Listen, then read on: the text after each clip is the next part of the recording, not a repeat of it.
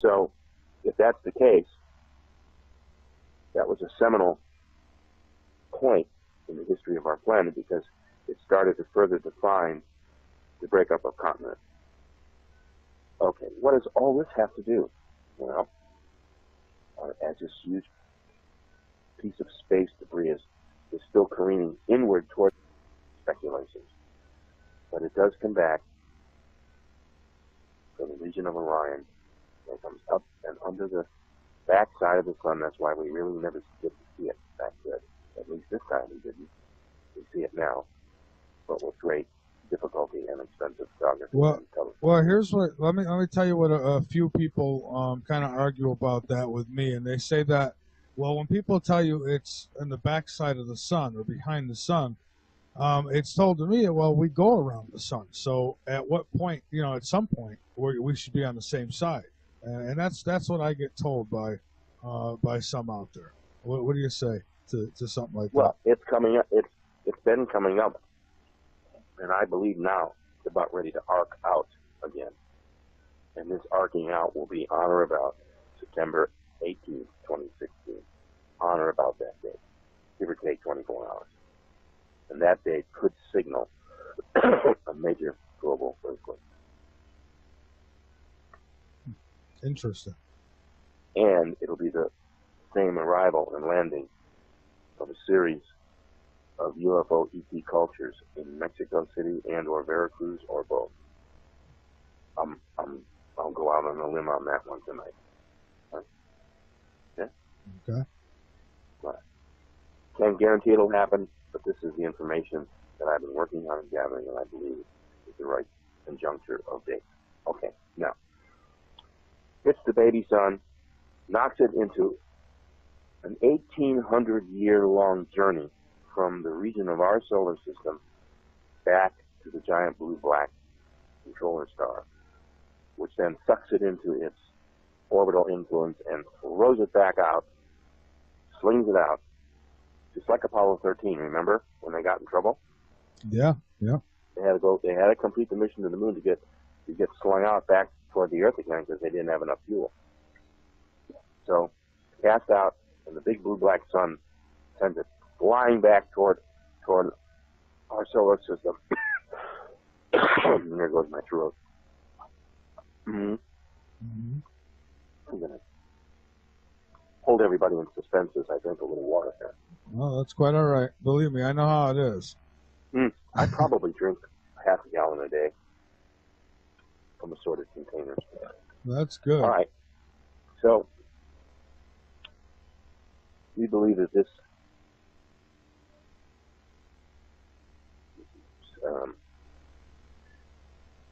semi-important, yet interdimensionally very important fact that this object, we believe, does have a supernatural significance to it, and thus plays in the religion and the Bible and everything. It seems to be about every 3,600 years or so.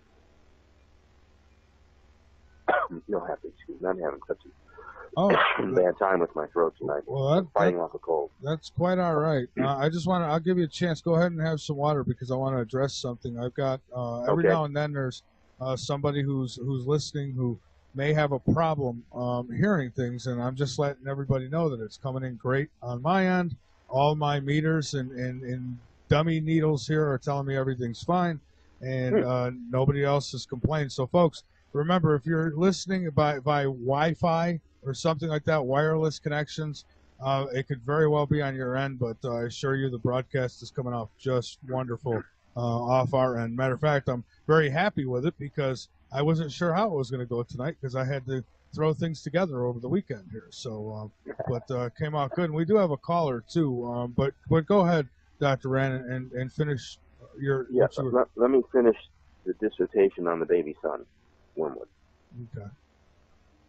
So, this object is cast back toward the Earth, and about every 3,600 years, really interesting events happen on the planet, and that we believe that the last time that this event happened, going back approximately 3,600, actually it's 3,543 years or so from this date, it's the year 1447 BCE, before Christ's time, or before the Christian era, BCE.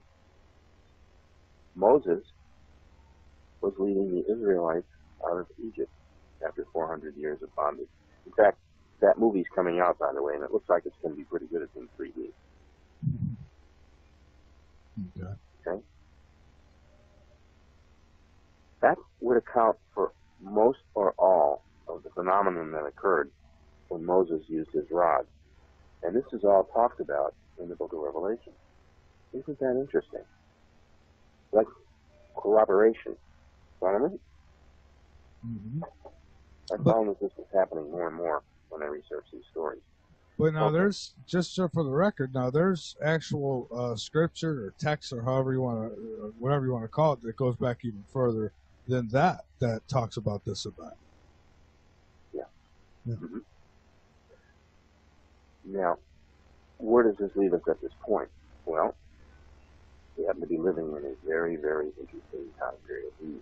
We may be actually living in what could be considered the end time. You know, give or take 50 years, or maybe not. I look at things a little more sober these days. Things are a lot worse than they appear to be. The terrorist thing is getting a little scary, okay? You have to be careful what you say and who you say it to. We may be witnessing this planet going through even more trials and tribulations than it already is. Which brings me back to my opening statement, and then I'm going to plunge into reading this text. Okay. We talked about tonight was November 2nd. December. And we talked about overpopulation and global warming. Then let's talk about, now all of these things are all happening simultaneously, right now, somewhere on this planet. We still have a badly depleted ozone layer. We have vast rainforest devastation with uncontrollable wildfires, hurricanes, typhoons, global storms, F1 to F5 tornadoes. We have global flooding. We have tsunamis and droughts. We have Arctic and Antarctic meltdowns with mass extinctions of multiple plant and wildlife species. We have widespread famine, deadly disease outbreaks of animal and human origin. Hello? What did we just get done experiencing? We have ever-increasing worldwide earthquake and volcanic activity, both of which are up 350 to 400%. Now, all of the above are collectively taking a heavy toll on us humans, our plants, and our animal life. Not to mention the billions upon billions of dollars in lost global property damage, lost wages, damaged economies, and major consumer disruptions to the everyday needs of its global citizens. The closing statement here reads, again, Mother Nature takes no prisoners, Mike, offers no quarter, and remains totally uncontrollable. And that is where we are tonight when we open the show. Fantastic. Now, if anybody wants to challenge any of that, go show me the stats that deny it. How's that for a challenge? Sounds good. We've got Ira on the line. Ira, we welcome you, and thank you for holding on. Not a problem at all. Glad to hear you're back online. Oh, me too. Me too. It was quite an ordeal, but thank God it's done now, and much better. If anything, it's a lot louder than it used to be to me. Well, good. Yeah. Well, I'm set up a lot better now. Believe me, the place I was in, it's set for condemnation, honestly. So, anyways. Definitely been there. Well, I wanted to say you've been having a really interesting conversation here tonight. I've definitely been into listening to you, Dr. Rand, and all the information that you've got here. I wanted to, I guess, go back to the Planet X issue, the Nibiru issue, that kind of thing, and speak about something that I just ran across a couple of days ago in Science magazine. They just published a story, I guess, November 29th, so just a few days ago, talking about, well, the title of it is "A Distant Planet May Lurk Far Beyond Neptune." And in the article, you'll have to pardon me, I'm blind, so I'm trying to read this from a screen, so I might sound a little fuzzy here for a second, but they they found a dwarf planet, another dwarf planet. That's a 450-kilometer wide dwarf planet just outside the Kuiper Belt, the icy debris field past Neptune. Their find is designated 2012 VP113, and it says, let me see here. It has thousands of neighbors, but shares its odd trajectory only with Sedna, another dwarf planet discovered in 2003. They're kind of in a no man's land. These objects couldn't get out there with what we currently know. Something had to drag the two dwarf planets from their original smaller orbits, except nothing is close or massive enough to take the credit, at least nothing that astronomers are aware of. So I didn't know if you had seen that article or seen that information, but I thought that it'd be interesting as a kind of a confirmation for the information that you give. This could, sir, that is brilliant. Thank you so much. In fact, is there any way you could send me that link? Yeah, most certainly. I'll put the link to it here on Skype, and you can get it from there or whatever. Okay. Or if you give out your email address, I can send it to your email. Yes, thank you. These could be some of the missing planets out of the 12. Yes. That got kicked out into space, like did the little baby sun, which is the object that is affecting our sun right now, because they've been approaching each other now for about the last 14 years, and that's when all our weather patterns we got. Have you had a chance to read the book, sir? I have not. Well, listen, please provide me your address. I'd like to send you a copy. Okay, most certainly will do. It's feedback@openeyesnetwork.com. Okay. All right, we'll get you a book. Thank you. Now, I appreciate it. This thing gets bigger and bigger and bigger, and yet the story gets smaller and smaller and smaller, because every time you look at it, the facts just don't change. Okay. Now, why the cover-up? It's no big surprise. They cover up everything. They literally cover up everything. UFOs, NETs, strange things that come in from space, strange vehicles that have landed here, and pictures and stuff. They lie a lot. So Michael and I don't have to get into that. Okay. I've said many times on my own show that the human being has been lied to since our onset. I mean, since the beginning of the human race, we've been lied to. So, right, since one caveman threatened the other. Okay, I want to read just a little bit here of the general thinking of an article. And Michael, I'm going to send you the thread on this for you to post for everybody. All right, great. It's called Planet X, The Ultimate Tribulation. It's a series of videos that this guy has put together. His name is Bart Sibrel. Very interesting stuff. On the front cover, it shows Seattle about to be consumed by a giant tidal wave with Planet X lurking in the background. Total misrepresentation. Total misrepresentation to what is really meant by the words. Here are the words from Matthew 24, 21 and verse 21 and 22. This is from the Gospel of Matthew 24, 21, 22. Quote, "In the last days there will be a great tribulation, unequaled in all of world history. Unless those days are shortened, no one will survive." End quote. Okay. Now, notice it said a great tribulation. Now, some people would say, well, yeah, that's also plural. I think in this case, they're referring to the potential for this period of earthquakes that could be coming our way. And that was another thread that brought me to develop the theory of what I think Planet X is going to bring to us. Now, I'm just gonna read a little bit here. I'll know when to stop it. This is coming from this gentleman, Bart Sibrel. These are his words. I'm reading them. "Many people know or suspect that some sort of tribulation is headed our way. Economic, social, political, international, or geological are some of the guesses. What I propose is one that encompasses all of them at the same time. This unprecedented combination makes the coming cataclysm, there's the singular word, cataclysm, unequaled in all of world history." Once again, I'm going to break from the text. They're calling a coming cataclysm. I think it's a one nasty singular event. Okay, back to the back to the text. This is where it gets really interesting, everybody. The outer planets of our solar system, Uranus, Neptune, and Pluto, were each successively found by observing the perturbations or gravitational deviations of the next closest planet to the Sun from them. That is to say, the existence of a yet unknown planet more remote than the deepest one from the Sun, presently known at any given point in history, was discovered by studying the unusual gravitational motions of the furthest known planet, which indicated that at least one more planet was beyond it because of its gravitational effects, which could be seen in the behavior of the next closest planet, even though the one further away could not yet be seen.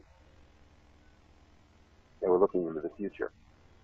Saturn had deviations in its orbit indicating Uranus existed beyond it, even though it could not be seen for more than 150 years later. When Uranus was finally observed, its orbital path indicated that Neptune existed beyond it, so it too was not actually seen for many decades later. When Pluto was discovered in 1930, it too gave evidence that another, much larger body was beyond it. About this time, the term Planet X came to light to best describe this yet-to-be-seen mysterious object at the edge of our solar system. Stop. This is beautifully constructed. I would encourage everyone, whether you agree with it or not, whether you think it's right on or not, at least it deserves a read. It's, I don't know, maybe 12, 13 pages. I'm not going to read the whole thing. No, that is interesting stuff right there, and let's get into it deeper. We've got to take one more break. Things are a little different now, but we're back, folks, and we'll take your calls. And we have Ira still on the line with us too. But Dr. Rand, very interesting what you said about Neptune and Pluto and and so on. And they found what they're calling maybe a small cluster of planets that they found. What they used to think was outside our solar system, but now they're admitting they may not know where our solar system actually ends. Well, I think Sitchin's work kind of covered this too. See, there were originally 12 planets. Now, we know several were destroyed, Marduk being the primary one that created the asteroid belt. So let's plunge back into the story there real quick, because we didn't finish what happened in the solar system. So the damage is done. The little baby sun is cast out, and it leaves here. It takes approximately 1,800 years traveling at a very, very, probably 60, 70,000 miles an hour outward toward the sun, or the blue black sun. And then it takes another 1,800, so that's why there's a 3,600-year orbital cycle. And if we're correct, this little baby sun, poor thing, not its fault, it's just about to finish its visit to us. Now here's the good news, guys, everybody. This encounter with it found our planet Earth on the far side of the solar system's yearly orbit from where this object passed by the sun. In other words, we could have been real close to it, you follow me? But we weren't. We were on the other side of the solar system, in the big ring. Remember we talked about the plane of the ecliptic, right? Remember, in the planetarium? Oh, yeah, yeah. All right, well, this time, Earth, if the chart, you're looking at the right chart, Earth was on the opposite side of where this object. We lucked out. It could have been a lot worse. Yeah, we've had some rough Earth things. We've had volcanoes and earthquakes and tsunamis. Yeah, it could have been a heck of a lot worse. Everybody thinks, oh, how bad Katrina was. Yeah, it was terrible. It was terrible. But it could have been a lot worse. Dr. Rand, we've got a listener who's been telling me, he's actually been a guest before too, who says that he's in contact with some sort of extraterrestrials, and that they claim that they're going to implode the moon in September of 2015. And I don't know. So he asked me earlier to ask you what you thought about that. So I'll throw it out there at you. I have my opinions, and I've given them a million times, so I won't even comment on it. But I hate to disappoint, but I have not heard this until this very moment. Okay.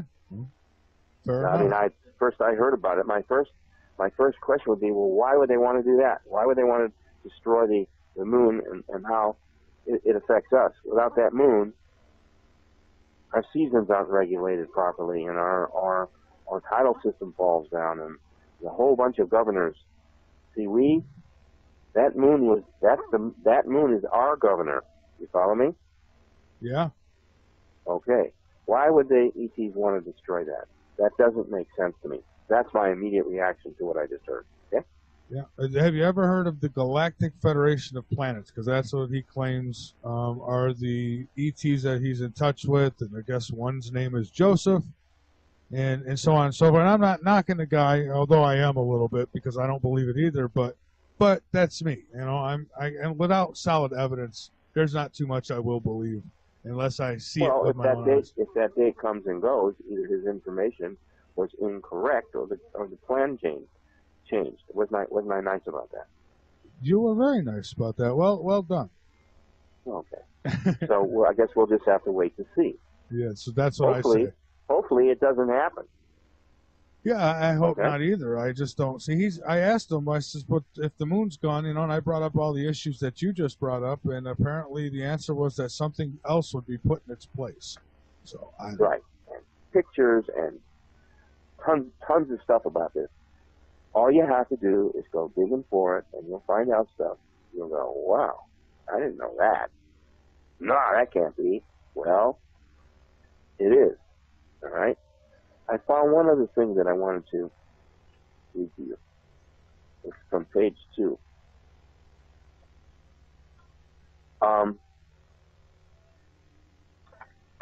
This is going back to the text. Okay? This is this guy speaking. It's Bart Segrill, quoting, "My military sources inform me that it was sometime during President Eisenhower's second term, 57 to 60, that his leading scientists confirmed the existence of Planet X." Eisenhower? That far back? By using specialized equipment, which is still classified to this day. The Pioneer 10, launched in 72, and Voyagers 1 and 2, launched in 77, were unmanned space probes that were specifically designed to triangulate the precise location and trajectory of Planet X. In early press releases, NASA even mentioned this very purpose for its mission, although they later retracted the statement, of course, and such statements cannot be found today. The New York Times wrote a story about those very same spacecraft discovering Planet X in 81, yet there was no mention of it ever again. And in 1983, the Washington Post reported that Planet X was again discovered by a newly launched infrared satellite telescope, yet they too never mentioned it again. They can honestly say, "Oh, no, we told you about it. We told you about it. Don't refuse that." All right. Anybody have a question? Because I know this is a very difficult area. We got to be careful what we're doing here, I guess. Right, guys? I don't have a question as much as I do really a comment, and that is that people have to be careful when they are researching things like this, because there's plenty of disinfo. When there is something to be hidden, believe me, they go at no cost is too much for them to do everything they can to keep it buried, and they do that by sicking trolls onto the forums and people who build websites and devote them to just individual people who are doing nothing but good. But so you got to be careful. But Ira, do you have a question?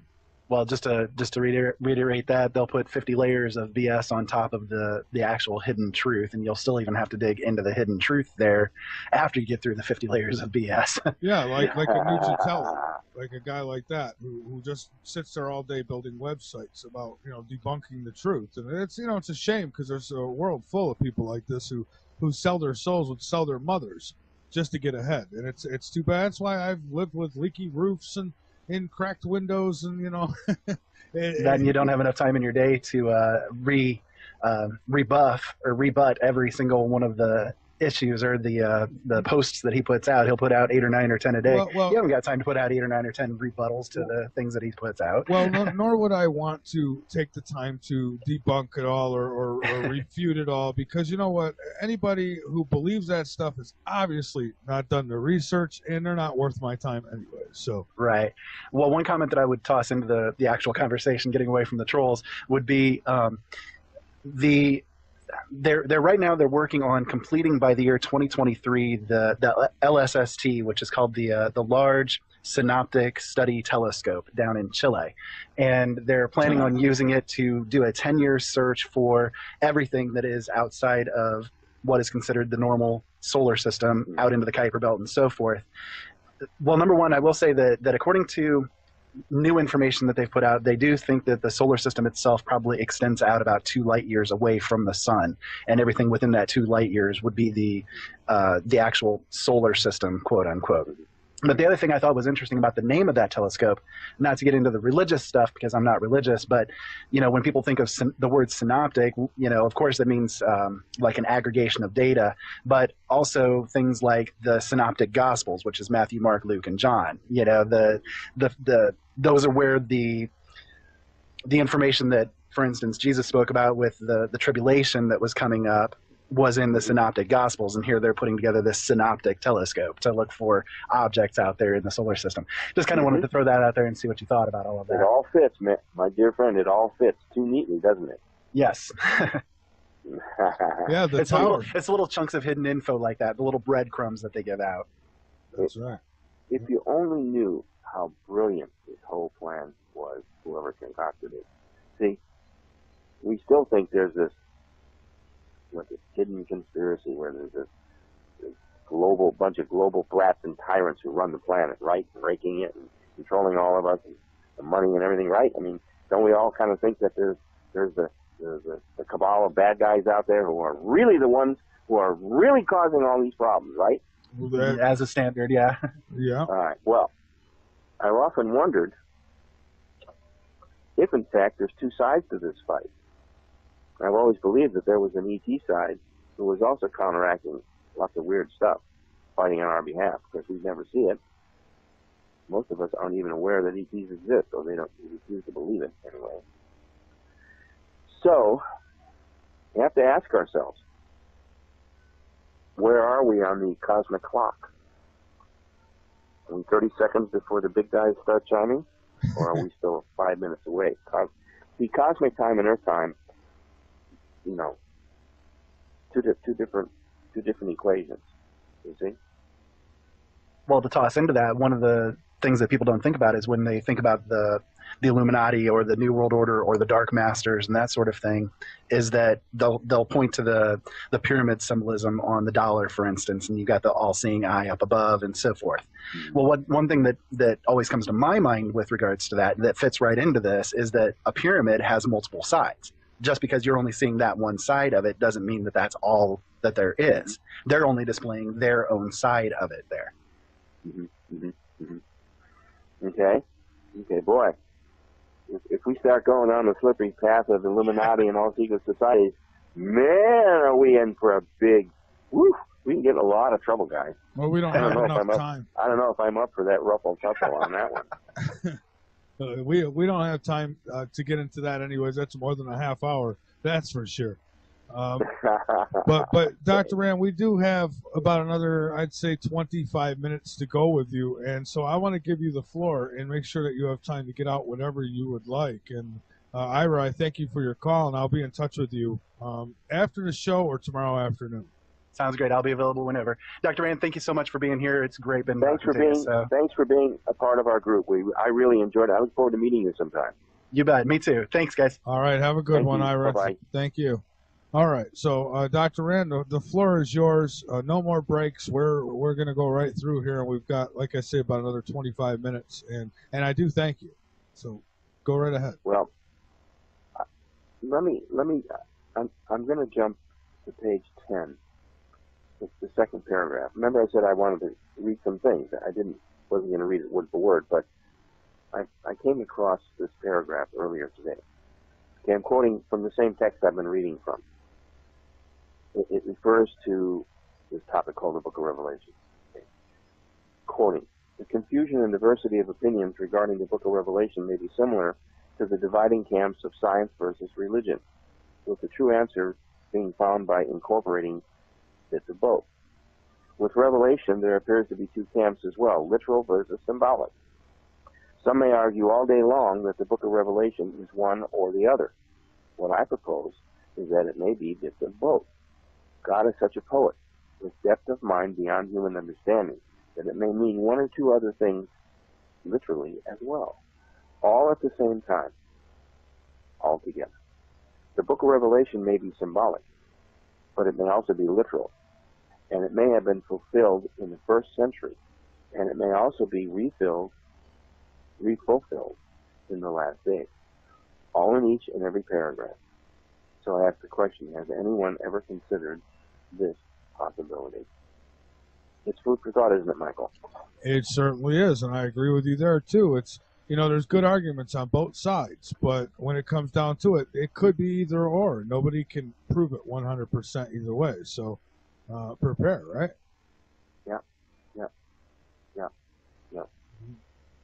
And then there's one more point that I'm drawing now from page 11. It's talking about astrophysicist James McCanney and how he really went all into trying to explain this, but he was shut down, as you probably know. Mm-hmm. Okay. I'm quoting from page 11, paragraph 2. Respected astrophysicist James McCanney just revealed that his senior military and professional astronomical contacts informed him that, quote, a mini solar system, planet X with several moons and or comets and or asteroids orbiting it, is moving now toward our solar system. This horde of incoming comets and asteroids now threaten all life on Earth. You are on your own. Be prepared. End quote from here. Additionally, due to alleged government cutbacks, the National Space Defense Radar System, which could be monitored independently by international astronomers, and it was the only protective warning system that was deliberately put in place to protect incoming comets and asteroids that threaten all life on Earth. Well, it was just permanently shut down. So I raise the question, guys. What don't they want the world to see? And when will we see it? So that's the last quote that I'm going to bring out from this report.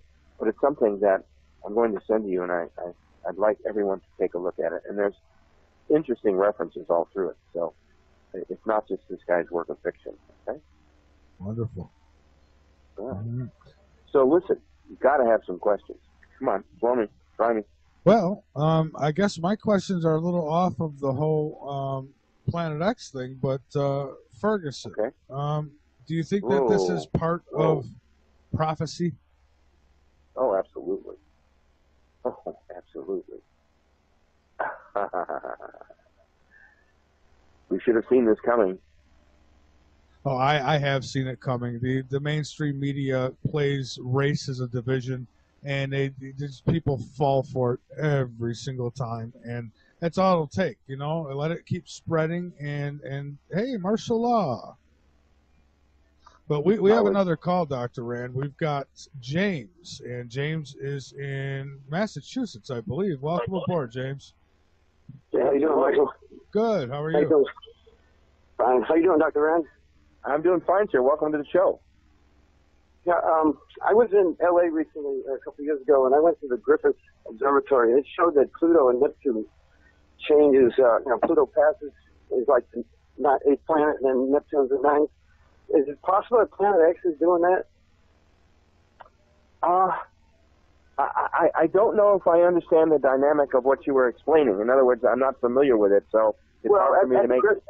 At the Griffith Observatory, they have the solar system on the ground there, and it shows that Pluto crosses under Neptune. That their orbits actually flip at a spot there on it, and I didn't know that. And I was wondering if possibly Planet X is causing that perturbation of Pluto, causing it to be the eighth planet temporarily in orbit.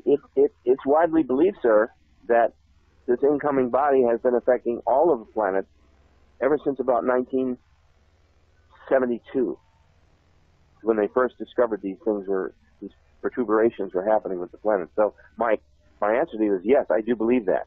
Yes. Now, I can't tell you the exact mechanism to support that, but all the science is there. All you have to do is, have you ever done a thing like connect the dots? You ever play one of those games, when you buy a puzzle? Oh, yeah. Well, this is what this mystery is like, by filling all the dots. But the dots, here's the thing, the dots keep changing on you. Well, they're hid. So that's why you need to be up on currently what is real and what is not real. Do you follow me? Right. Right. All right. I hope I answered your question. Yeah, you did. I want to ask you one other thing. I don't think I asked you this before. You mentioned Voyager satellite. When they lost contact with it, supposedly it was taking pictures of Saturn. And Dr. Norman Berggren put out a book called Rainmakers of Saturn. Have you ever heard of that book? Yes, I have. Mm-hmm. What is your comment about that book? And what? I haven't read it. I know of it. I have not read it. But yes, I do. I am aware of it. And I think it broke ground that had never yet been approached. Right. Well, supposedly there was like three huge spaceships, and one of the largest one supposedly had like 1,000-mile long machine or something, or whatever long, and was mining they thought of mining the rings, but then they come up and they determined that it was actually making the rings of Saturn. And that's why we couldn't see the pictures, and we lost contact, because it was taking these dynamite pictures of these huge spacecrafts. Is what the Rainmakers is all about. Yeah, this sounds extremely exciting. Can you imagine how advanced that technology must be to do the things you're saying? Right, and that's why I mention that, because I've always felt that, why would they be doing that to the planet if they weren't, in fact, trying to make some kind of mechanism to try to push Planet X away or whatever. It's my feeling that whatever they're doing on Saturn has to do with Planet X. Could be. Since I don't know, I can't comment, but let's put it this way. You never know about this subject that we're talking about. It has many, many levels and many, many different approaches. And I thank you for your call. Yeah, thank you, Dr. Rand. Thank you, Michael. Thank you. You're James. welcome, buddy. Have a great evening. Yep. All right. Great call. I think one of these nights you got to do a show where people call in and tell us whether they believe or do not believe in Planet X and why they do or why they don't. And all right, and that would be a fun night. Go ahead, schedule it. Yeah, we'll have to do that some night. I'll definitely see. Sure. But we need participation. We need people to call in. Sure. I think it'd make it fun, because who knows? Someone might call in with something we haven't seen yet. Absolutely. I'm open to any ideas or sharing of information. That's how you learn about things, and that's how you perceive the future. I see. Well, let's ask this question then. Now, Dr. Rand, a couple shows ago when we talked, you had, at that point, you were thinking that Planet X may have been on its way back out. Do you still hold that position, or do you think? Oh, yes. Okay. Oh, absolutely. Absolutely. I still think we're going to get to see it pretty soon. Huh? But I think it's on its way out. Well, that'd be interesting. It's not done. See, everybody, a lot of the jumble of information out there is that, still coming in, it's going to come through. It's not going to come through the solar system. It's not going to touch any planet. I can tell you that they're real. I wish we could do a three-way conversation with my friend Sergio in California.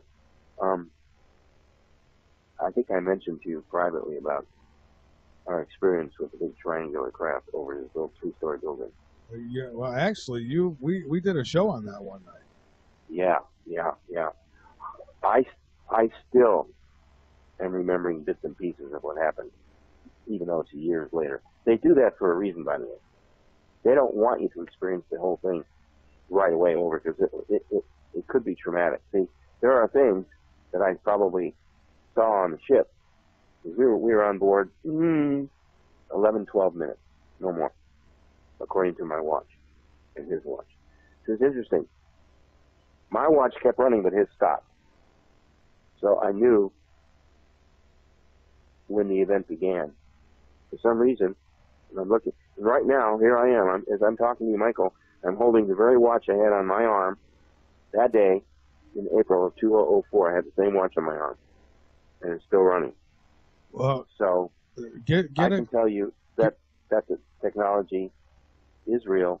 They are real, and they're going to be a major factor. I can assure you of that.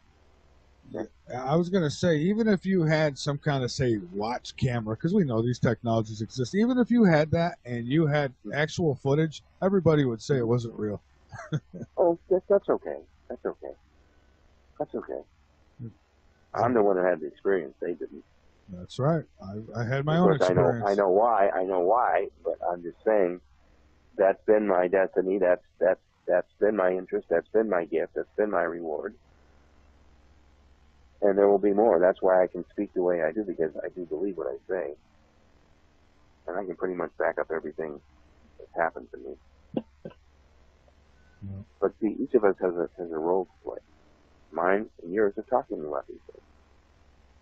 You know. Yeah. Some people call us rabble rousers. You know that.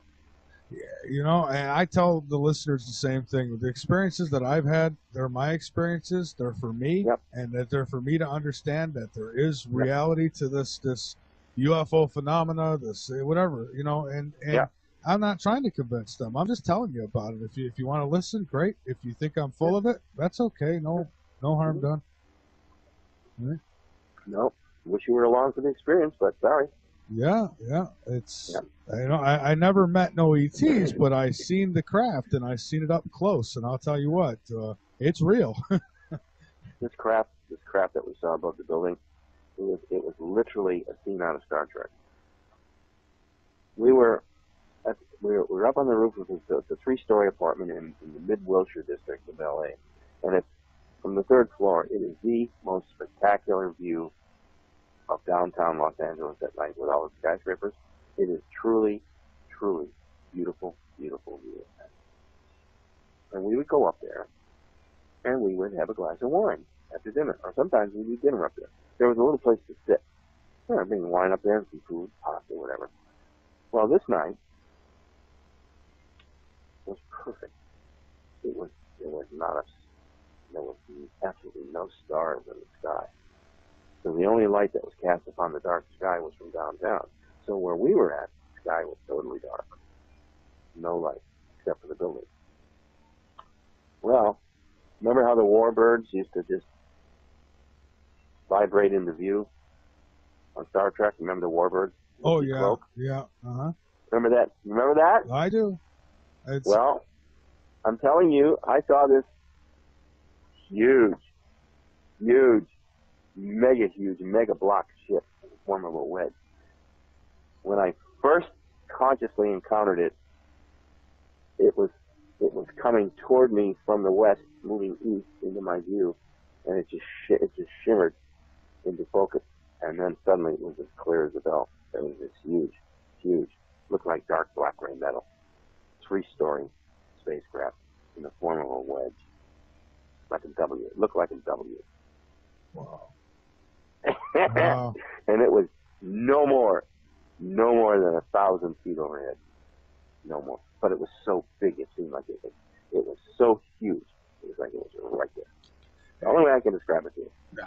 That's exactly how I would describe it. I mean, not the W. Mine were more like, it looked like 4 tubular crafts, but then as I think of it, just the 4 tubes were kind of lit up. They were orange, glowing orange, but you know, I'm thinking now it was probably one big mothership. But I mean, at first it looked like in military formation there were 4 tubular craft. Why again? Exactly. Why do I deserve that? You know, so I'm glad it happened. Although it just raises more questions. Have you found the answer yet? No, I look within my heart for that kind of thing, and my heart tells me, my inner voice tells me that not from this world. Okay. But I couldn't prove that either way. I don't know, but I've never seen nothing like that in any of our airports. Okay. All right. Well, I can also tell you that the experience I had at age 11 up in Canada, on board one, completely illuminated my consciousness to reality in a way which I would never have experienced under normal conditions. I bet. And mental telepathy, although I've let the technique slip, although I wrote the book on it. So the book is never published about telemetric communication. They call it telemetric. Telecommunication, metric, mental. It's a whole science to them. Anyway, I learned how to do it. I can still do it a little bit. Anyway, I suddenly realized that everything that I thought I knew about physical reality here was subject to an amendment. And that amendment comes in different colors, shapes, sizes, masses, and dimensional energies. Just a flower. It's extremely complicated, Michael. There's a whole mathematical progress that has to take place for that flower to exist. You see? Mm-hmm. I see. Anyway. So, I suppose that's going over the deep end. I didn't mean to do that tonight. Oh no, that's how complex. But that's how complex reality is. We have no idea how complex is our everyday reality compared to our struggles or our illnesses. I think. Let's put it this way, Michael. It's but by the grace of God that we're all not dead. I guess I can't argue with that. There's some force, keeping us safe. I guess, or some of us. But then, I think that when we leave this physical plane, I think we get a lot more answers. I know we're here to learn a lesson, and we're to take that knowledge with us, I guess, for our soul, for our consciousness. But at the same time, I think there's certainly more to know. For some reason, when we're in this physical plane, we're not allowed to know, what comes after. But yet we have lots of evidence and signs that something does come after. So it's such a mystery, and I wonder if this was knowledge we were supposed to have, and rotten people have kept it from us. It's them again, right? It's always them. It's always them. Of course it's them. You gotta blame somebody, right? Yeah, absolutely. All right. Somebody made this mess. But Dr. Rand, we're almost out of time. We got about 5 more minutes left, and anything that you want to get out there, please go ahead. You're always linked up on LateNightInTheMidlands.com on our links page, because you're not only a guest, you're a friend. I want to pay a thank you and a tribute to your audience, because I didn't realize how broad a network you have now. I thought it was just us in South Carolina. No, oh no, we're worldwide. We're everyone can hear us if they want to. Oh my God. I wonder if we've got anybody buzzing in their heads, or if they think we're totally nuts. We get a little of both, I'm sure. Okay, that's cool. That's cool. Well, at least I can be rational about my insanity, Exactly. I always say it's the ones who they call crazy are the ones we want to listen to. All right. Well, here's what I'd like to do. I'd like to thank everybody for listening, and if we just piqued your curiosity at some of the strange stuff we're talking about. And by the way, if any of you would like a book, I have copies left that I would be very happy to sign an autograph. They're half price at $15.95, and I'll sign them to you.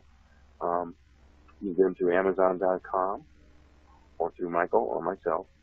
I'll even give you my phone number. How often do authors give out their phone numbers? Hey, you're very daring. All right, 901-336-9660. Okay. If you got that, you got it. Now, our country is in desperate need of healing. I'm not going to go in any particular direction other than we better get our heads out of our backsides, and we better get our attitudes together and get rid of our hate and our animosity, because if Mother Earth flexes her muscle, when we come in for a series of bad global earthquakes, which is where I think this is going, we're going to need all the reserve and all the moxie and all the goodwill we can from each other to survive. I think that's my message tonight. You may regurgitate. You brought up Ferguson. We need to get that behind us, everybody. We need to take time to deal with reality, not emotions. Very true. That's all I'm saying. Let love prevail. Okay? All right. All right. Well, Dr. Rand, thank you so much.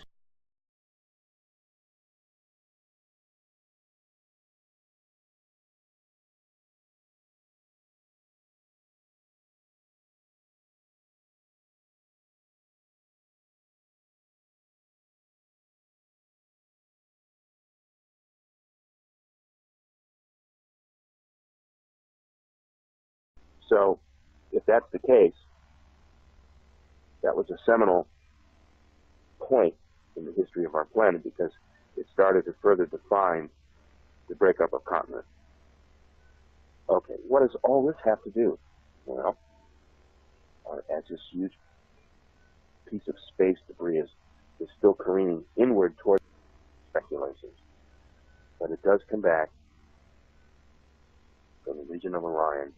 It comes up and under the back side of the sun. That's why we really never get to see it back then. At least this time we didn't. We see it now, but with great difficulty and expensive photography. Well, here's what. Let me tell you what a few people kind of argue about that with me, and they say that, well, when people tell you it's in the backside of the sun or behind the sun, it's told to me, well, we go around the sun. So at what point, at some point, we should be on the same side, and that's what I get told by some out there. What do you say to something like that? Well, it's coming up. It's been coming up, and I believe now it's about ready to arc out again. And this arcing out will be on or about September 18th, 2016. On or about that date, give or take 24 hours. And that date could signal a major global earthquake. Interesting. And it'll be the same arrival and landing of a series of UFO ET cultures in Mexico City and or Veracruz or both. I'll go out on a limb on that one tonight. Huh? Yeah. Okay. Right. Can't guarantee it'll happen, but this is the information that I've been working on and gathering, and I believe is the right conjuncture of dates. Okay. Now, hits the baby sun, knocks it into an 1,800-year-long journey from the region of our solar system back to the giant blue-black controller star, which then sucks it into its orbital influence and throws it back out, slings it out, just like Apollo 13. Remember when they got in trouble? Yeah. They had to go. They had to complete the mission to the moon to get slung out back toward the Earth again because they didn't have enough fuel. So cast out, and the big blue-black sun sends it flying back toward our solar system. There goes my throat. Mm-hmm. Mm-hmm. I'm going to hold everybody in suspense as I drink a little water here. No, that's quite all right. Believe me, I know how it is. I probably drink half a gallon a day from assorted containers. That's good. All right. So we believe that this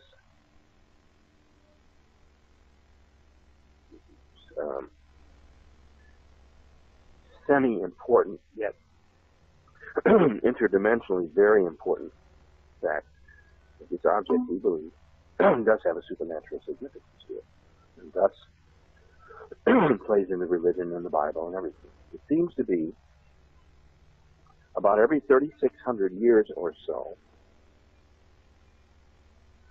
You'll have to excuse me. I'm having such a bad time with my throat tonight. Well, fighting off a cold. That's quite all right. I'll give you a chance. Go ahead and have some water because I want to address something. I've got every now and then there's somebody who's listening who may have a problem hearing things, and I'm just letting everybody know that it's coming in great on my end. All my meters and dummy needles here are telling me everything's fine, and nobody else has complained. So, folks, remember, if you're listening by Wi-Fi or something like that, wireless connections, it could very well be on your end, but I assure you the broadcast is coming off just wonderful off our end. Matter of fact, I'm very happy with it because I wasn't sure how it was going to go tonight because I had to throw things together over the weekend here. So, but came out good. And we do have a caller, too. But go ahead, Dr. Rand, and finish your... Yeah, let me finish the dissertation on the baby son, Wormwood. Okay. So, this object is cast back toward the Earth about every 3,600 years.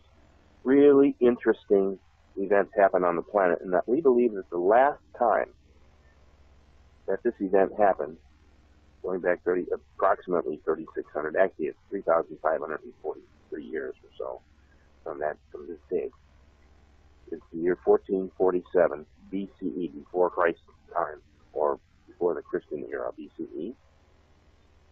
Moses was leading the Israelites out of Egypt after 400 years of bondage. In fact, that movie's coming out, by the way, and it looks like it's going to be pretty good. It's in 3D. Okay. Okay? That would account for most or all of the phenomenon that occurred when Moses used his rod. And this is all talked about in the book of Revelation. Isn't that interesting? Like corroboration. Follow Mm-hmm. I found that this was happening more and more when I researched these stories. But now there's, just so for the record, now there's actual scripture or text or however you want to, whatever you want to call it, that goes back even further than that talks about this event. Yeah. Yeah. Mm-hmm. Now, where does this leave us at this point? Well, we happen to be living in a very, very interesting time period. We may be actually living in what could be considered the end time. You know, give or take 50 years, or maybe not. I look at things a little more sober these days. Things are a lot worse than they appear to be. The terrorist thing is getting a little scary, okay? You have to be careful what you say and who you say it to. We may be witnessing this planet going through even more trials and tribulations than it already is. Which brings me back to my opening statement, and then I'm going to plunge into reading this text. Okay. We talked about tonight was November 2nd. December. And we talked about overpopulation and global warming. Then let's talk about, now all of these things are all happening simultaneously, right now, somewhere on this planet. We still have a badly depleted ozone layer. We have vast rainforest devastation with uncontrollable wildfires, hurricanes, typhoons,